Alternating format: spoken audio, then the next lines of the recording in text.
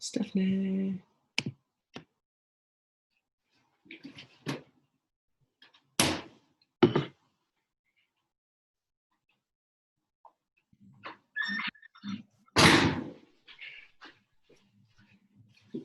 How's it going, Steffanie? Good. How are you?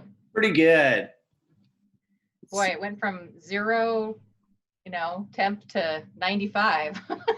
What? Say that? Oh, I know the temperature. Yeah. Like, oh, it's hot. You have a hard time hearing me? No, I can hear you just fine. I was trying to see if I could turn on your video, but I think you have to. Oh, okay. Sorry, I didn't know it was on. You're good. You're good. How's your week been? Good. How's yours? Good. Very, very busy, but it's good. Oh, good. Nice to hear, I guess. Yeah. Let's see here. How do I make you the spotlight? I might just make you the host. Let's see. Gallery view. I think, what is it? I'm just going to, pin video. Maybe that'll make There you go. Right. You want to just see me. Yes. What was I going to tell you? I already forgot, but yeah. Oh, so there's a new, it's just my mom coming on. There's a new guy I found. His name's Daniel, hold on. Capitalism.com. Michael, what is it? I listened to it, the one you sent me. Ryan Daniel Moran, and I have been listening to him like nonstop. He is like changing my life. He is phenomenal. So good. Excellent. Yeah, he's got some really good ones. Good. Few people joining on. Hello, Mother. You're muted. What's up, Brenda? I don't know how many people be on. There's a couple people that let me know they can't make it tonight, so they're just gonna watch the recording later. Okay. And I did my homework assignment not in Google because that was a hassle. I just a Word doc to make it easier. Yeah, no worries.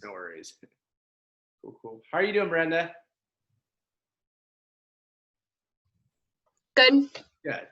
Good to hear. I almost came in and did a double, but then Dan was like, you should probably do some more homework. That's what Dan was telling, and I was like, that one is plenty on today's. I felt like I could have done another one, though. Really? Goodness. I burned a gazillion calories.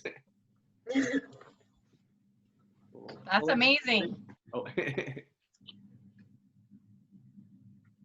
There's Shirley. We'll give it another minute or so. I'm not sure who else will be here. Oh, other Steffanie.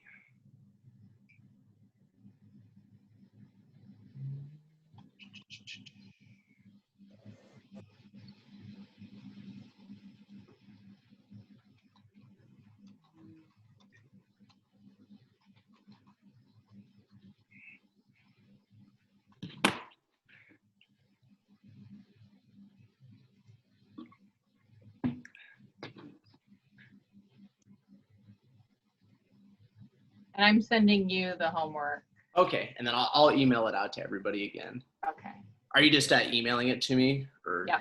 Okay, perfect. At your justphillips@gmail. Do you want me to use the other one, or is that the one? That one's fine. Any of them's fine. So. Okay. Yep, they're all on my laptop.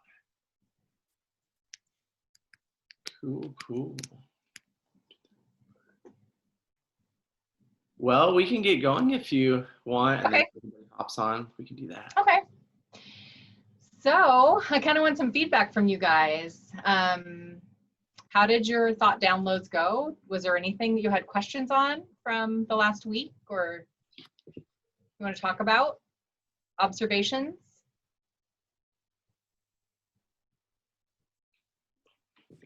I pretty much think the same thing every morning when I wake up, I discovered. Oh, you do? Yep. And what is that?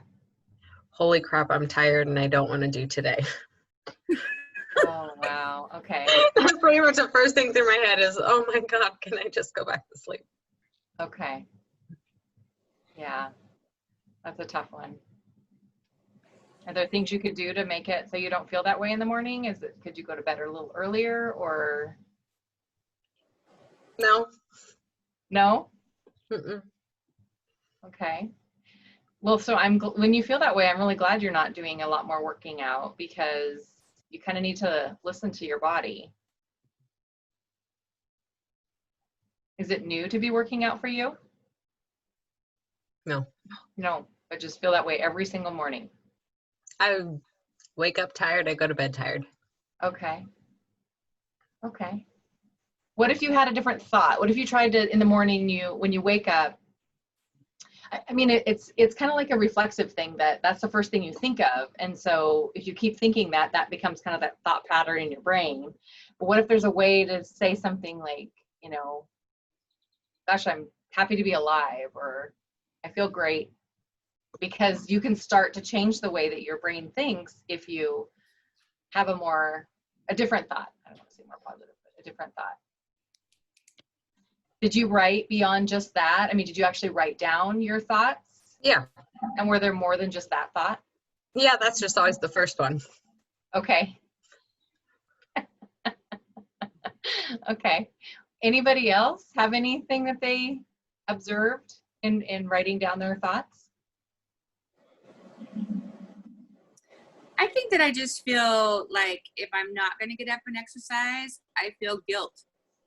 Oh, okay. Right? So I know I need to get up in the morning because I'm not going to do it in the afternoon because I come home to a husband, to a child, and I don't have time in the afternoon. And I feel like, yeah, I just kind of feel guilty knowing I need to do it, but I may not want to do it all the time. Okay. Yeah, and that's a good observation, because what we have to do over time is we have to be okay with having those negative thoughts and doing it anyways. We're starting to train our brains because it's telling you, stay in the cave, stay in bed, stay safe. Don't put out any more effort than you absolutely have to, because there might be a tiger later on today. You don't know. But what you have to start to say to yourself is, thank you, brain, and I'm going to do it anyway. So it's like building a muscle where we have to exercise our brain muscle, and the brain muscle is saying thank you, because you want to take care of yourself. So you want to say thank you to your brain, but at the same time you want to think, okay, I'm going to do it anyway. This is what I need to do, because over time you'll start to strengthen that reflex, and it won't be as important to you anymore to feel that way. And same thing with Brenda, saying that, but it sounds like yours is more physical than just the brain. So I just want you to keep that in mind, because we're all kind of like children though too. I mean, we don't want to do anything we don't want to do, and our brain wants to always give us that excuse, and we have those 60,000 thoughts every day. So it's saying, hey, I don't want to do this.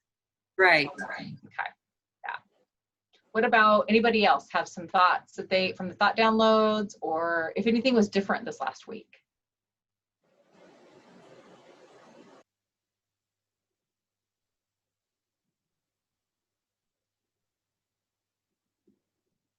What about you, Kim? Unmute yourself.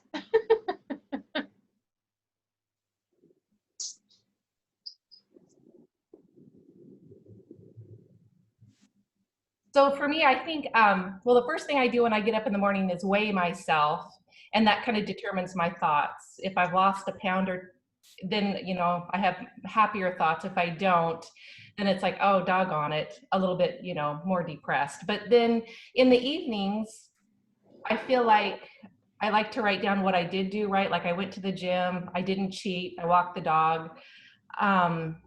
So I like the feeling of having, an accomplished day, that I didn't eat a bunch of chocolate or do something that I shouldn't have.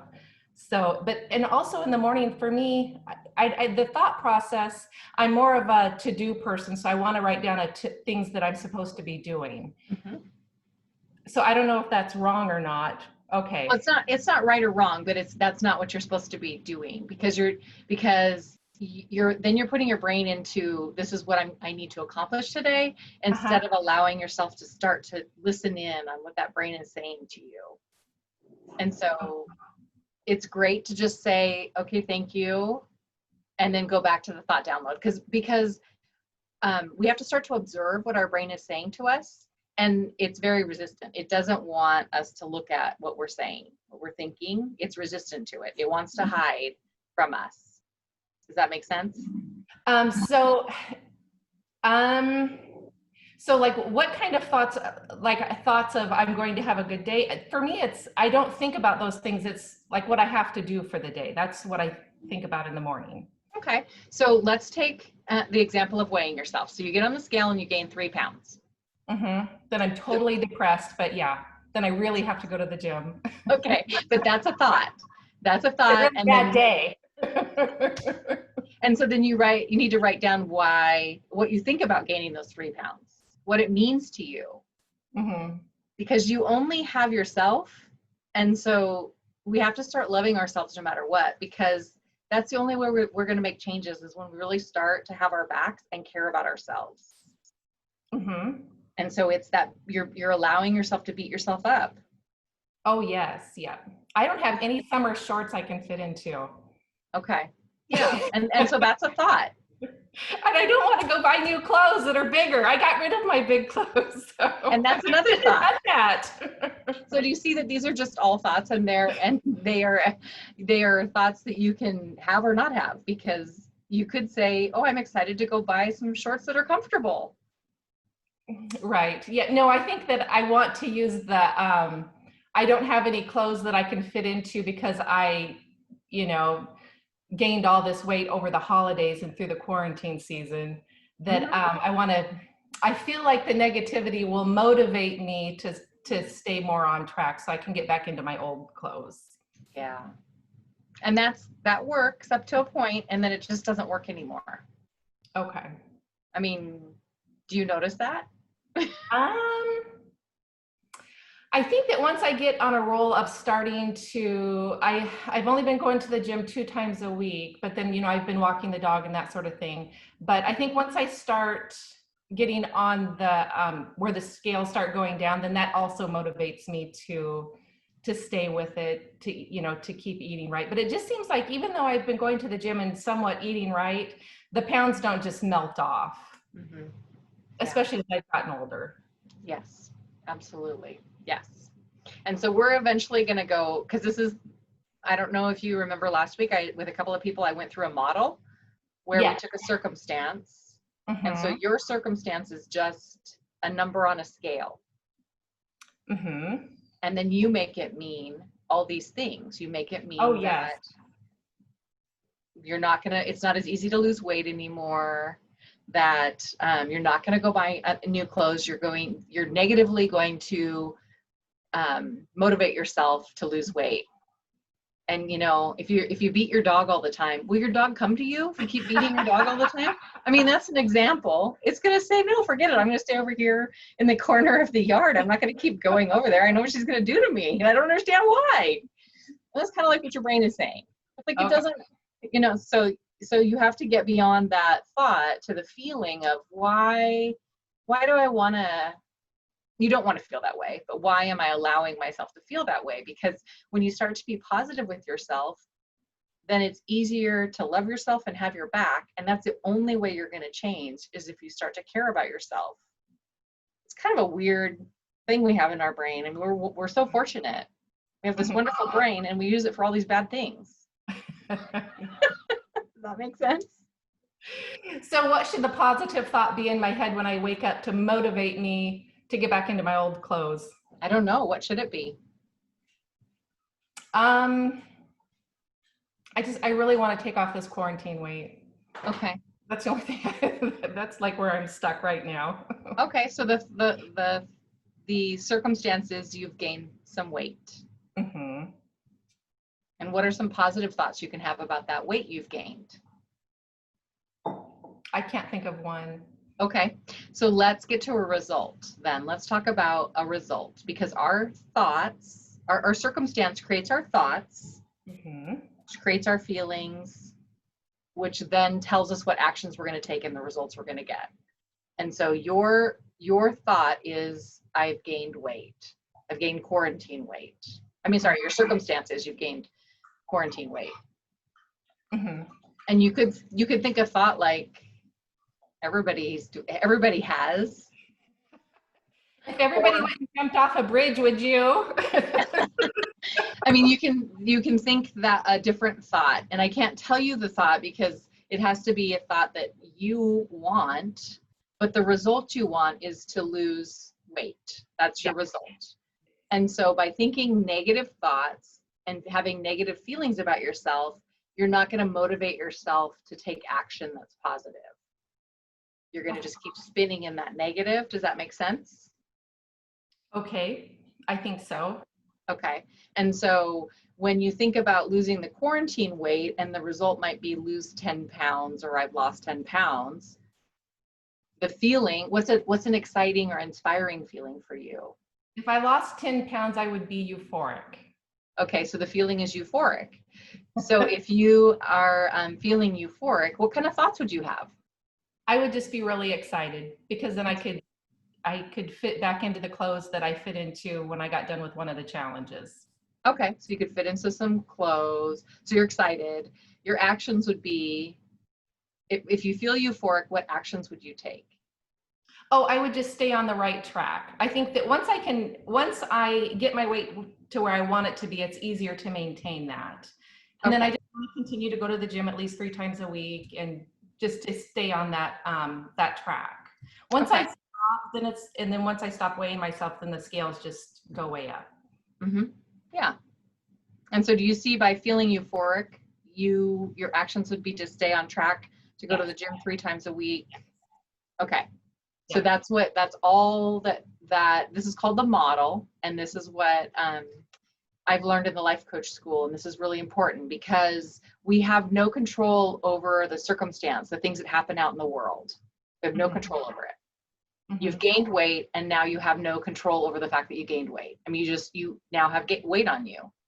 And so if we continue to think negative thoughts about it, then we can't do anything positive for ourselves because our feeling is so negative.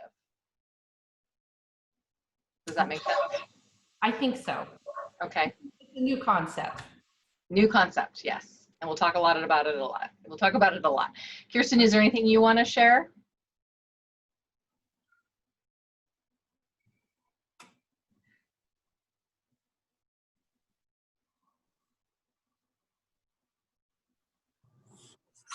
Sorry, I couldn't get my laptop to work.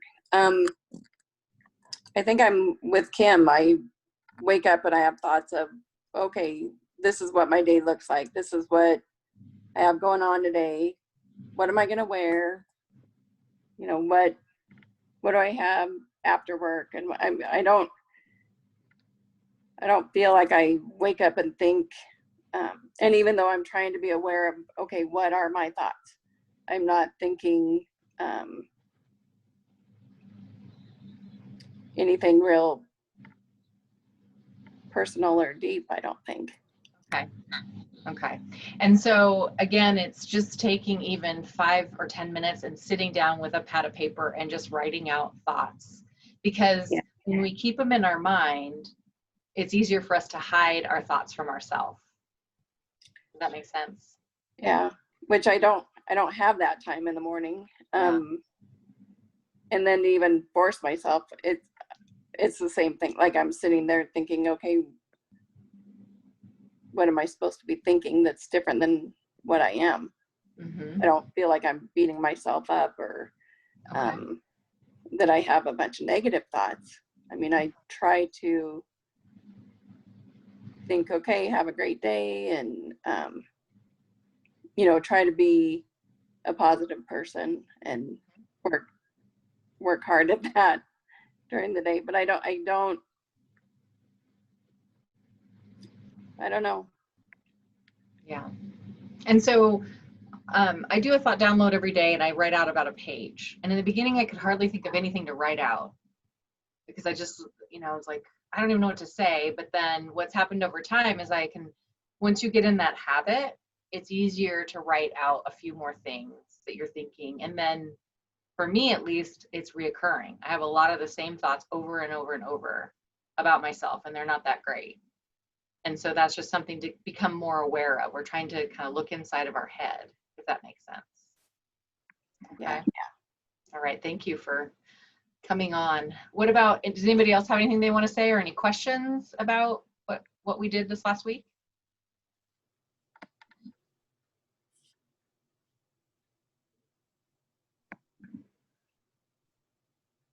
No?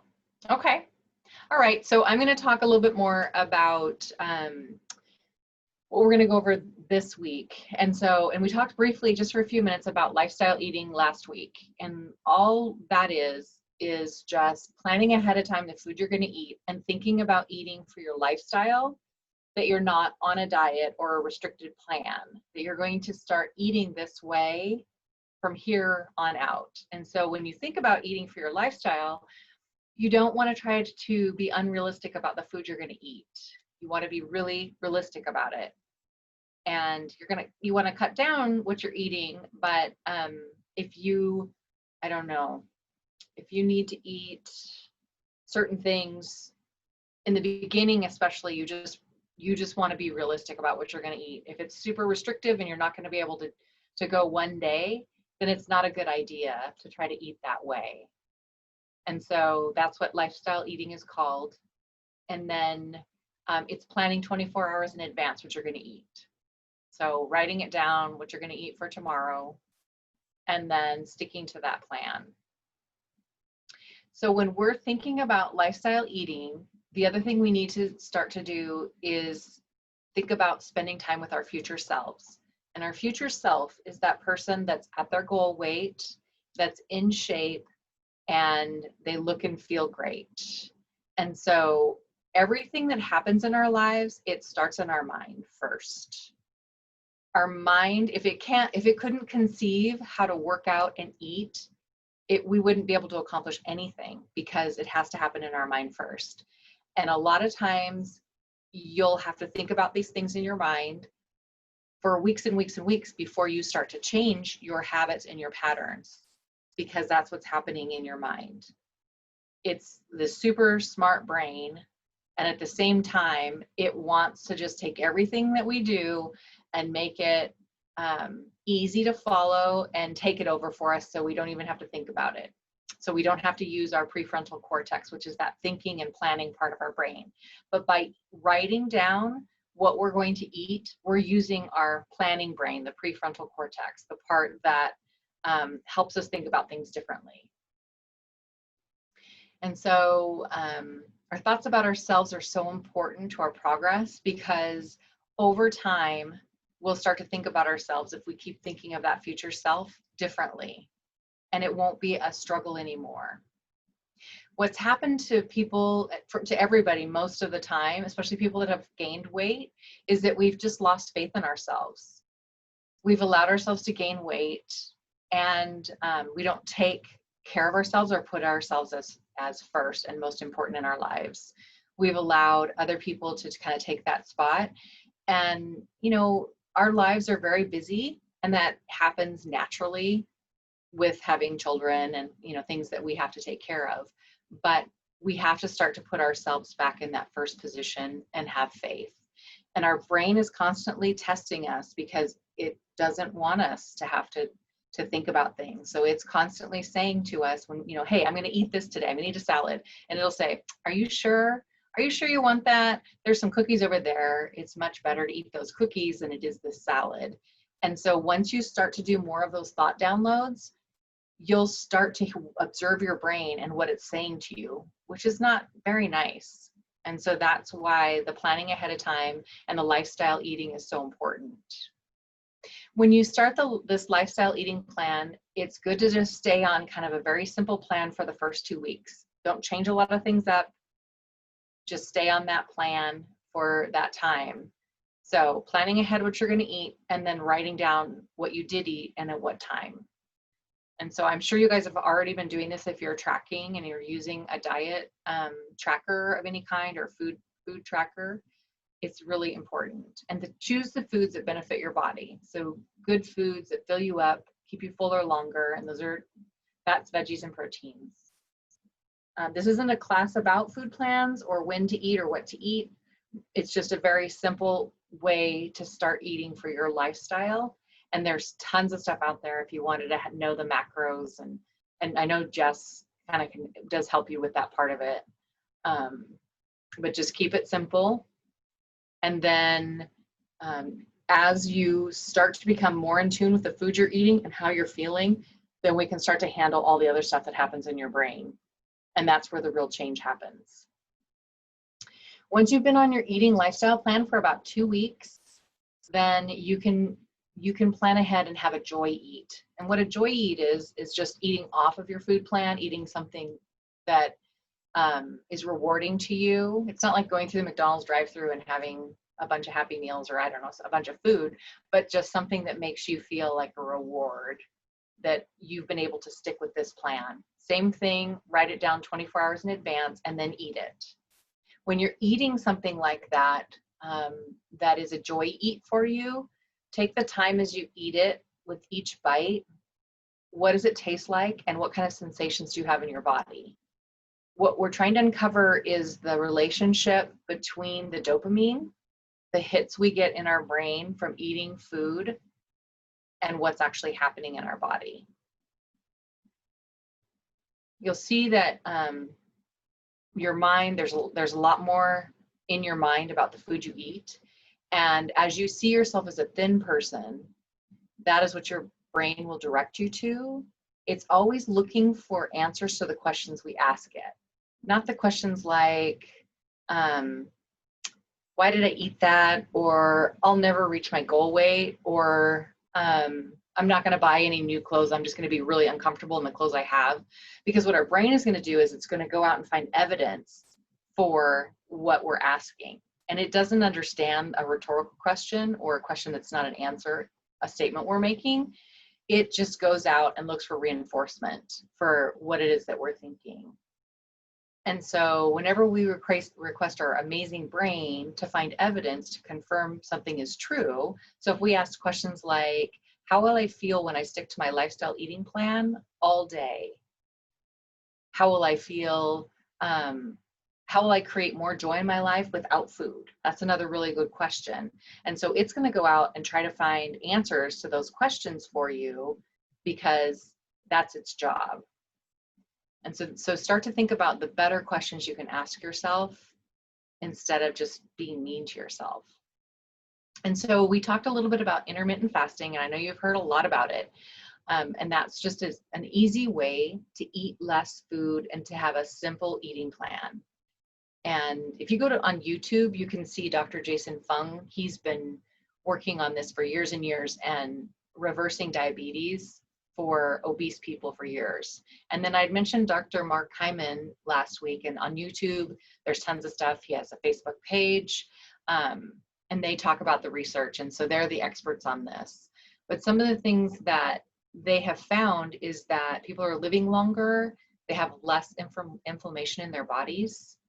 And so those are really good things. For me, it makes meal planning super easy.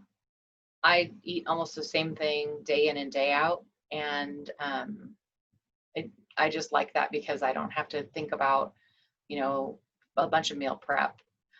It takes time and drama out of meal planning and gives your body a break from the insulin. So remember, when you have no food to process in your body, your insulin can go down. It allows you to experience hunger and reset your hunger. It creates a mental discipline for urges. So urges are just those feelings that we have in our body for food.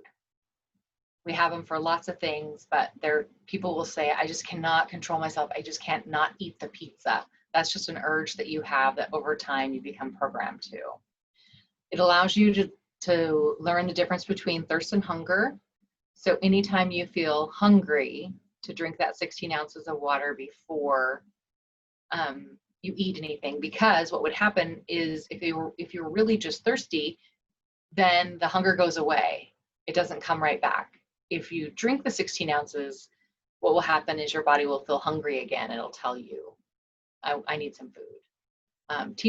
It teaches, by using the intermittent fasting, it teaches your body to be fat adapted and rely on the fat stores in your body for fuel.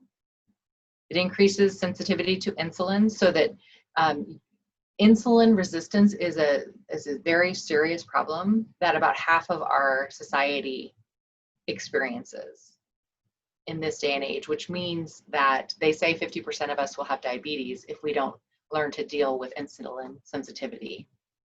When you go without food for a longer periods of time, it helps the cellular repair of your body. And everybody already fasts by going to sleep at night. And so by extending it just a little bit, it gives it more of an opportunity for fat burning. And then we had talked about the hunger as a tool. So between a -10 and a +10, that's called the hunger scale. And then to try to eat between -2 and +2. That means don't wait till you're starving to death and don't eat until you are full. So some of the things to ask yourself are, where are you at on the hunger scale?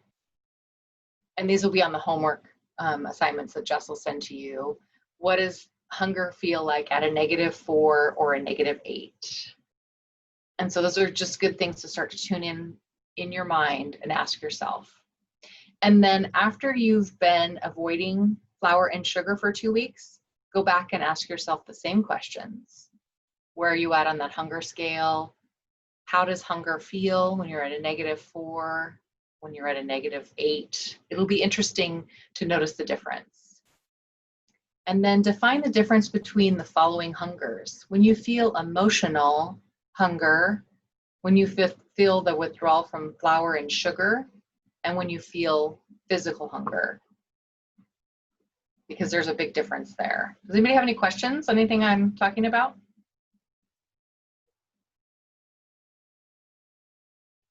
No? Okay. And why losing weight is so hard.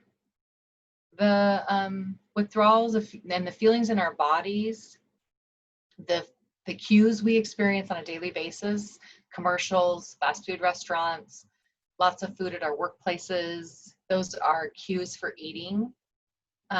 We might, as a culture or as a family, we might just, everything we do is centered around food and drinks. And so you'll notice that. And then the social pressure, everybody wants to be a part of a tribe. We all want to belong. And so when somebody isn't eating, then there's like this pressure to make them conform. And also losing weight is really hard because it's just a habit. We're just eating, we eat at different times during the day, and that just becomes a habit for us. And then desire, because we eat foods that are so condensed with flour and sugar, we have this higher scale of hunger. And it was interesting, I was coaching a woman on pizza, and she said that was her food that she just can't avoid. And then she said, well, I cheated because I bought it for my kids and then I had to eat it. And I was just like, that's interesting, because you're the person that does the shopping. So why would you bring that food in the house? When she said, well, my kids like it. Well, your kids are 2 and 3. They really probably don't know if they're not going to eat pizza. Or if they had cauliflower pizza, they wouldn't even know the difference.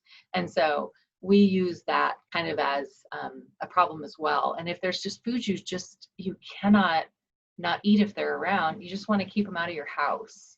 If there's other people that you live with that want them, you'll actually get to the point where you won't need it. Like I thought I had such problems with chocolate, and my husband eats a square of chocolate every day. I don't need it anymore. I don't want it, but it took me a while to get over that.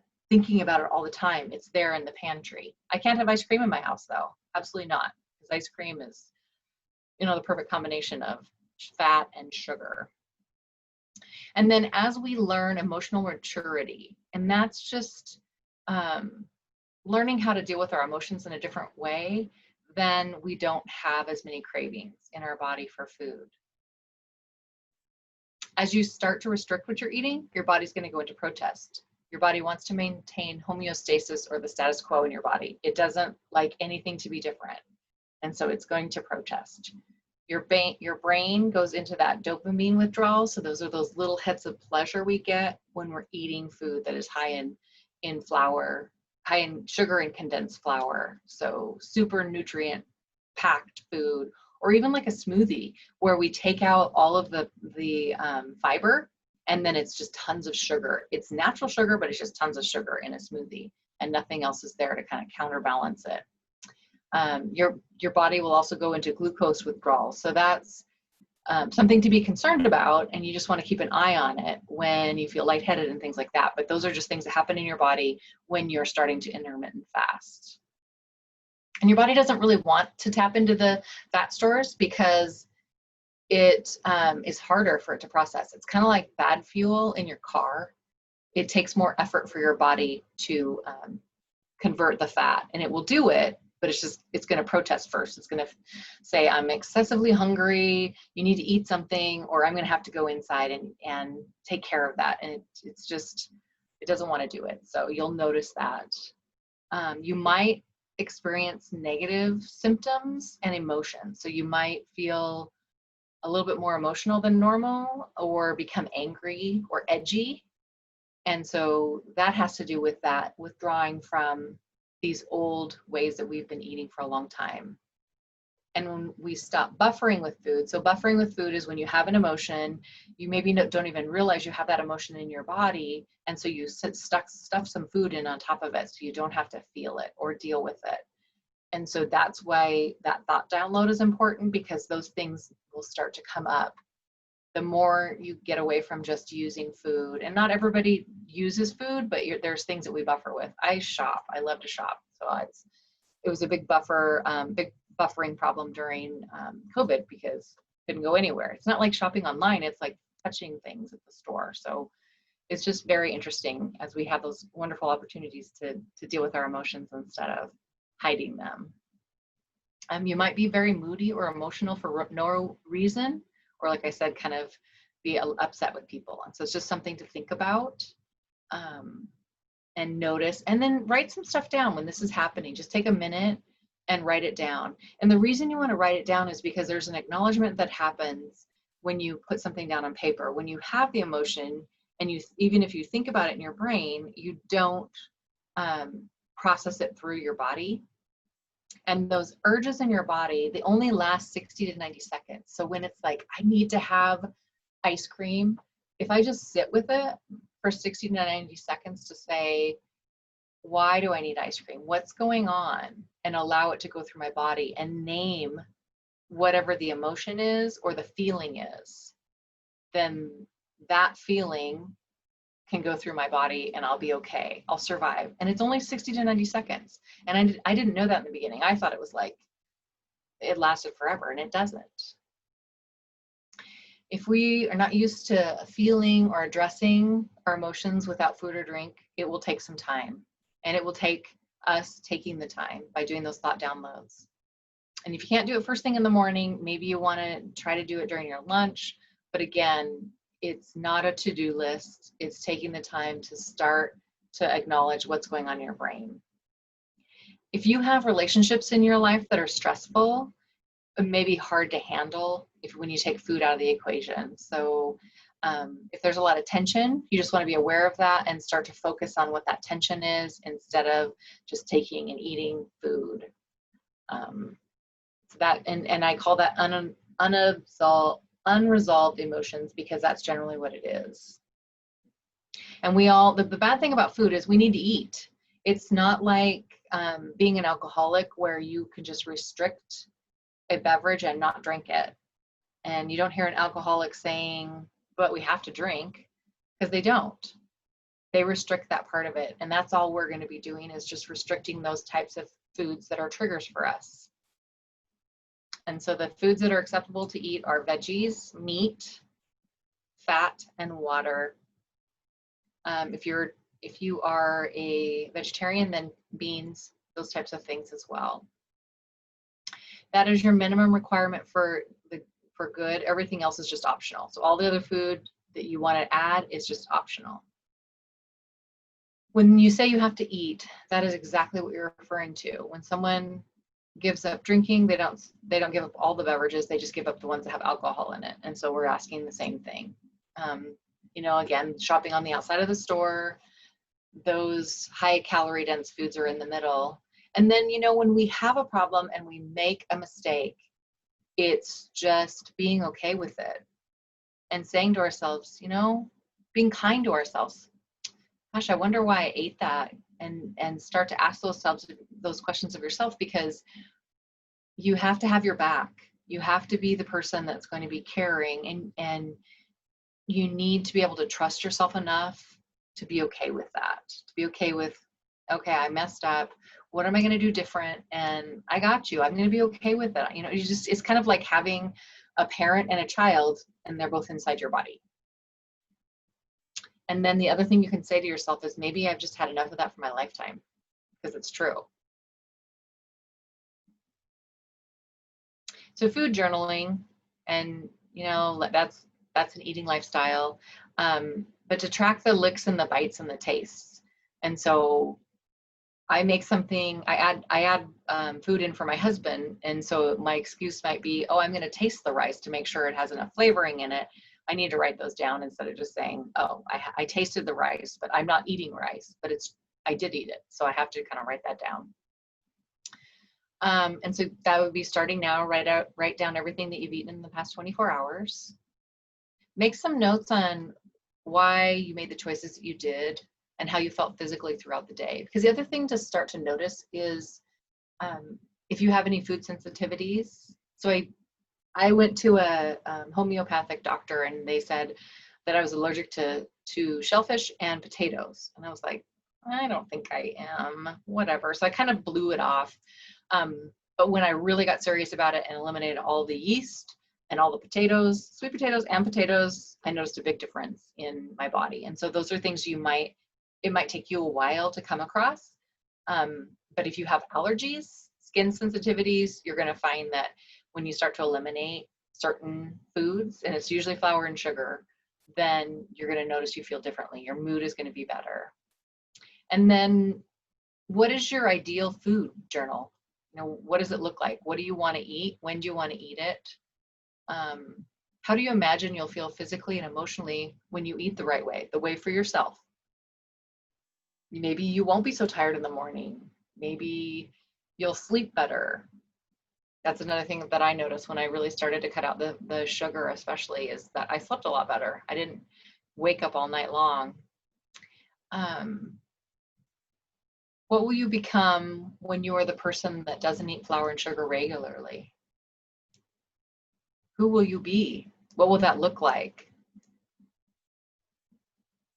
And then start answering those questions for yourself, because again, this is more about what's happening in your brain than what you're putting in your body. Because if you tell your brain and you start to believe in yourself that you want to lose 20 pounds, your brain's going to help you. It's going to help you do that. If you beat yourself up, your brain isn't going to help you. It's going to give you silly answers for questions that you have. Write down all the reasons why it might be physically hard to give up flour and sugar. So, cravings, or you think you need it for something. These are just good things to write down and start to be honest about. And then how you've been taught or conditioned to eat flour and sugar, and that it's normal. And so when we eliminate flour and sugar, that means all flour and all sugar, fake sugar, almond flour, all those different types of things. It makes your life a lot easier. And how do you want to feel differently? How will it be different when you want to lose weight, when you're not eating flour and sugar? You're going to notice a difference. What are the habits that you have with food you currently eat? It would be interesting to go over that. Like, some cultures, they eat a lot of flour. They eat sugar. So it's just kind of interesting when you start to think about that. And which are the easiest to give up? Is flour easier or is sugar easier? Which is harder? So just some good things you could add that to your journaling when you can't think of anything you want to write down. And then the last subject is desire. And it's important to understand the difference between treating the symptom by resisting overeating and treating the cause, which is over desire. And our desire for food is based on the very healthy release of the dopamine in our brain. And our desire comes from that subtle reward healthy food provides and the satisfaction of hunger. Our desire also comes from our cultural conditioning and beliefs around what is normal eating and how much enjoyment we should be entitled to get from food. When we eat foods that unnaturally release dopamine, so that's that really condensed sugar and flour, we get a lot more hits in our brain with the dopamine. We have more desire for those foods, like the lady with the pizza, because there's so much flour in it. She just had like these cravings and said she had headaches and things like that. But our desire is artificially increased beyond our evolved ability to satisfy or even understand it.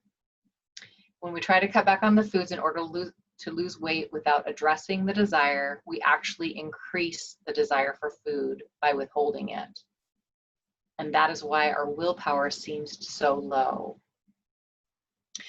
We only have so much willpower in a day.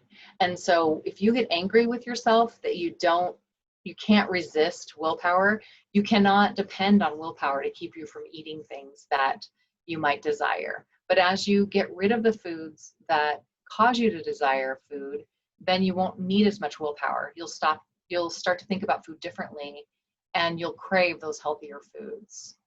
You have more willpower in the morning and less throughout the day. And if you have to use willpower for things at work, like I have to get this report done, I need to be on for this meeting, then you'll use your willpower for other things, and there won't be anything left over for food, and avoiding eating donuts in the lunchroom, or if you're in your house, you're still working from your house, then the food that might be in your kitchen. The feeling that we're eating against our will or that we're out of control, the truth is we just don't understand the false desire that our brain is making, or that thought loop where it thinks something. It's either called a thought loop or a thought error, where it just keeps seeking the same thing, and it keeps coming back to, I need to eat this, I need to eat this. And it creates this urgency and importance for the food that is unwarranted. So the ultimate goal is to reduce the desire for overeating. When the desire is gone, you will have no need for willpower or extra effort to resist overeating.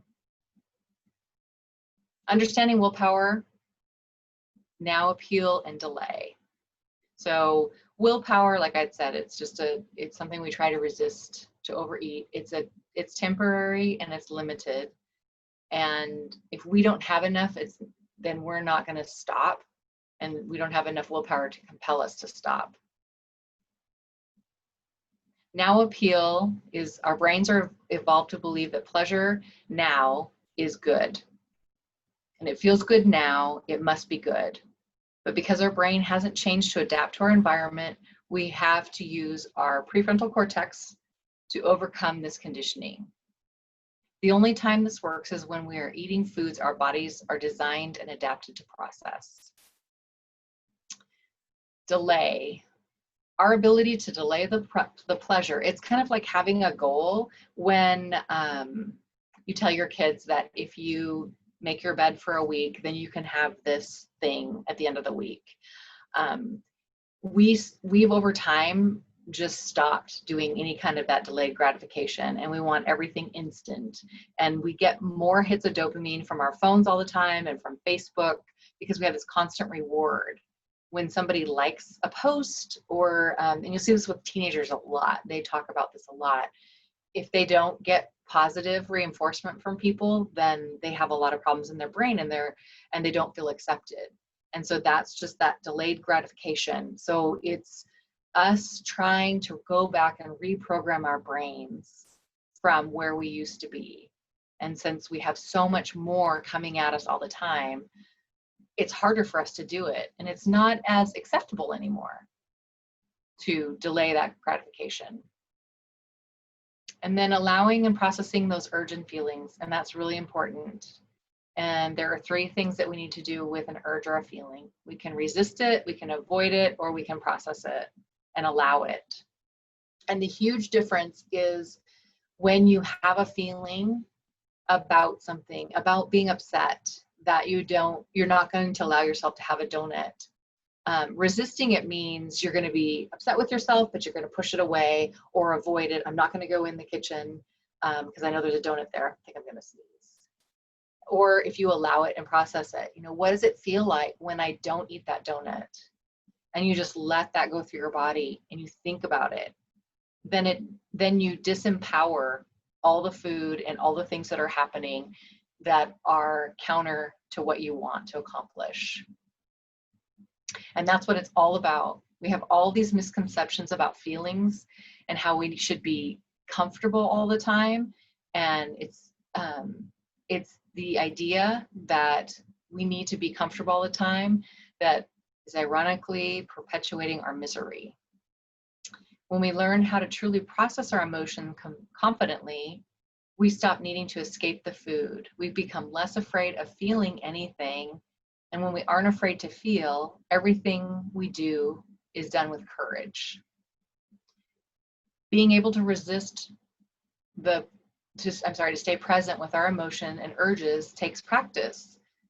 And so there's this thing that's called 100 urges, where we'll get more into that next week, where we just allow to have all these urges around food, and we write down the urge, we feel the feeling, and then it passes through our body. It starts to reprogram that unconscious loop in our brain that we can't feel the feeling, that we avoid the feeling.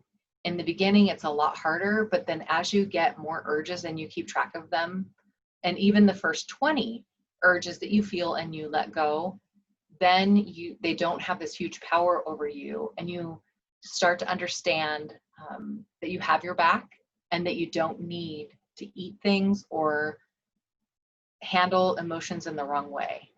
So that's really important for you to start to think about.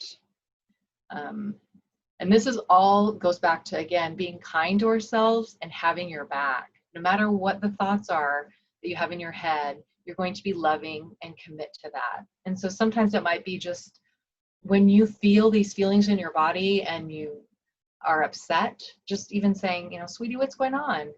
How can I help you? What's happening? Is a good way to start to get in touch with those feelings, because that's the most important thing. Because if we don't change the way we think and feel about ourselves, our bodies will not look different on the outside, no matter what we do, because our mind will hold on to that weight in our body. Does that make sense? All right, who has questions? That was a lot of information.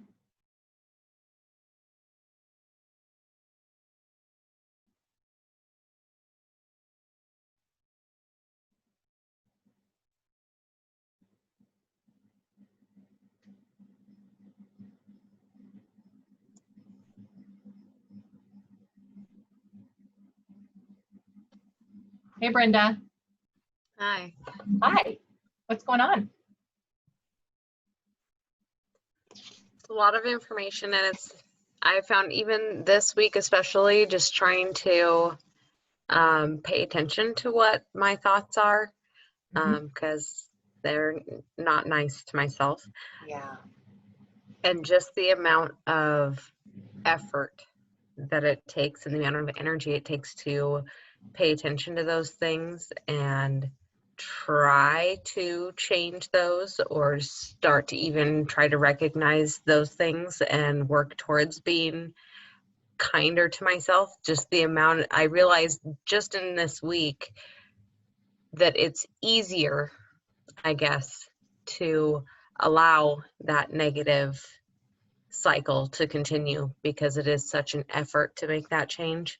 So I find that part really hard when I'm already exhausted from just life, that it's like, okay, I have to change the way I'm thinking about things. I need to be more positive. I need to try to change and reprogram my brain. But then it's like, oh my gosh, this is so hard, and it takes so much effort that it's definitely taxing, and it's a lot bigger than I ever imagined it would be to even begin that process.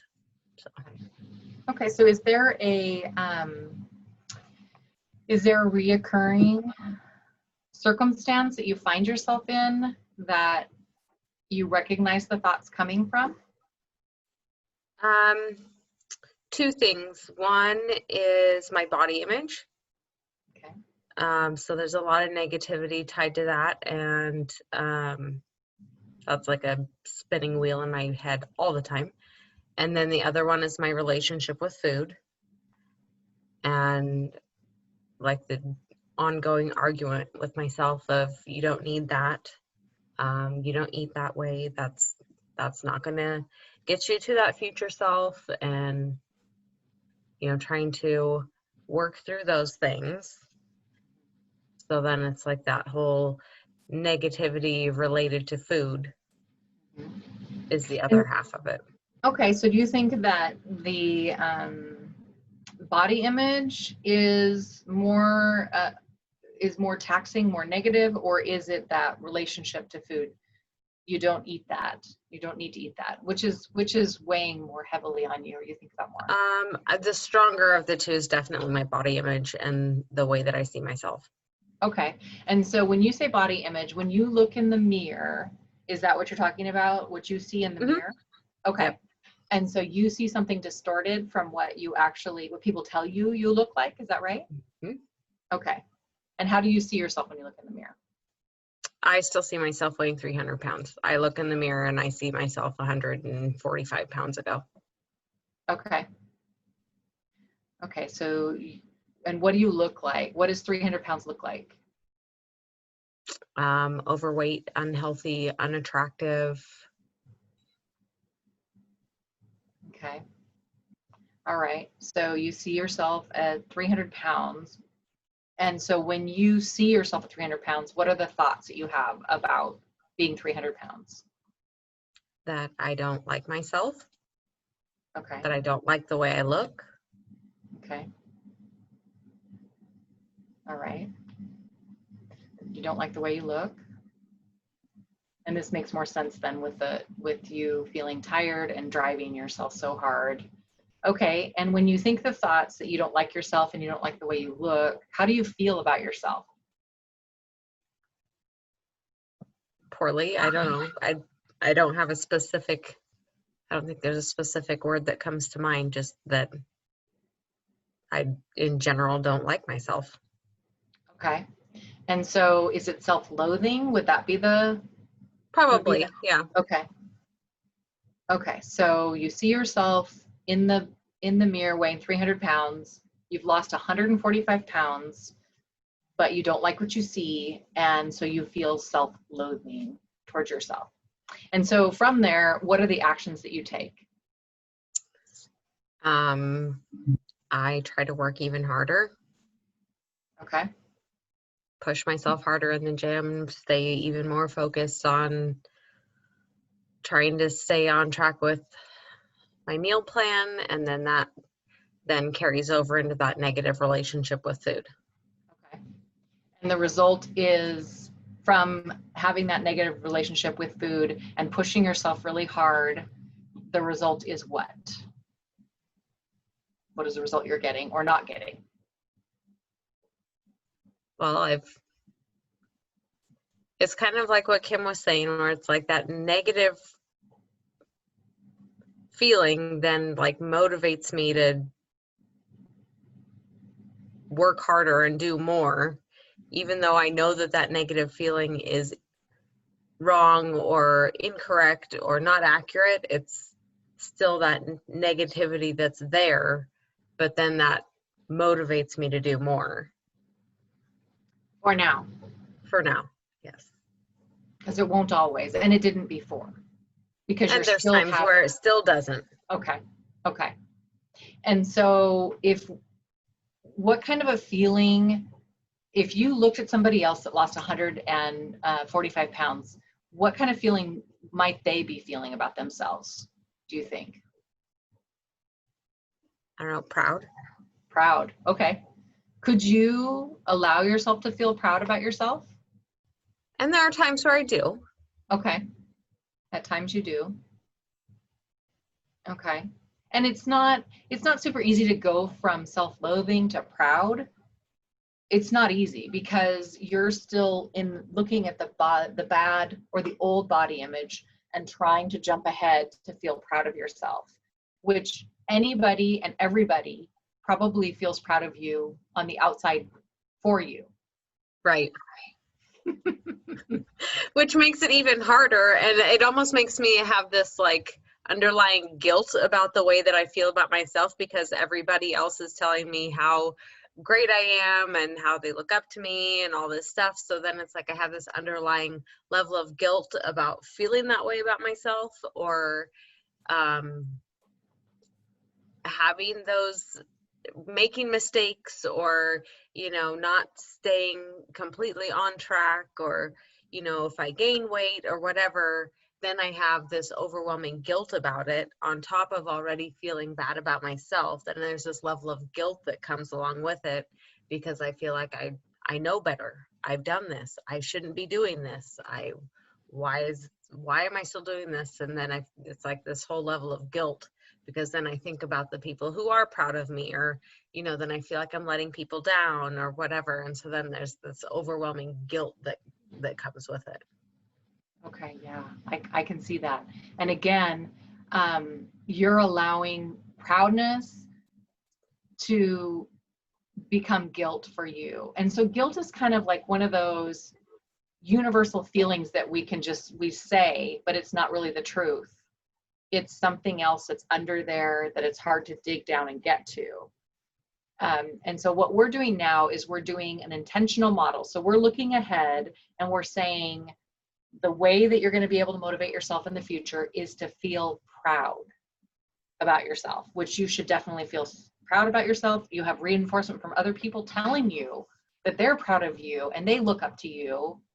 But now you're able to turn that into guilt and feeling bad. And you're a human being. You have changed your entire life by starting to work on your mind and work on your body and eat on the food you eat. And so in this intentional model, that's where we have to look at ourselves in the future. And when you look distorted in the mirror, it might be needing to look at somebody else that's the same size as you and start to see them instead of yourself for a period of time, because it's hard to jump from where you're at right now to get to where you want to be. Do you want to lose more weight, or are you happy where you're at? I have 13 pounds to goal. Okay. And so 13 pounds. And so you set this goal when you weighed 300 pounds? No. Okay. There's been goals that I've met along the way that it's like I meet one goal and then I set another. Okay. And so if we looked in the future and the circumstance is 13 pounds, let's just say that's the circumstance that you're dealing with. That's all it is. And so you're trying to use your old way of thinking to accomplish something that you've never accomplished before. And it's never going to work. And so if you thought about the circumstances just being 13 pounds, I mean, my gosh, that's nothing. That's less than 10% is what you're looking to accomplish. But if you just focus on the 13 pounds and say, that's my circumstances, what kind of thoughts are going to get you to losing those 13 pounds, do you think? Just goals that I have and a timeline that I'm looking forward to. And Okay. So having positive thoughts about goals. mm-hmm. And by you accomplishing this goal, your life is going to change, and it has already changed, I would guess. What about if you felt tired when you woke up in the morning? Because you mentioned that before, and that makes a lot more sense now that we're talking about this. But you said, I feel excited about working out. What if you normally that's the easy part. The getting to the gym, that's the easy part. Okay. Because I do enjoy my time at the gym. Okay. All right. Jess, does she need to lose 13 more pounds? No, she doesn't? Yes. Okay. No, she's perfect. Okay. Stop it. Well, because here's the other thing. As you lose weight and gain muscle, you can weigh more than when you didn't have muscle on you. So there's a second number that goes along with that. It's one or the other. It's either the weight number or the body fat percentage number. Whichever I get to is fine. Okay. But it's one or the other, because I do understand the muscle situation. Okay. Okay. And so then for you to be feeling proud of yourself, and you said that your thoughts about losing those 13 pounds it's exciting, but it also is a goal, and you look at a timeline and you feel good when you're around people at the gym. So the feeling is proud, and that's what we want you to start to think about yourself, is that you're proud. And when you're proud, what are the actions you take from pride? I continue to work hard and set new goals and continue working on the positive things in my life. Okay. All right. I bet you have a lot more positive things in your life. Yeah. Yeah.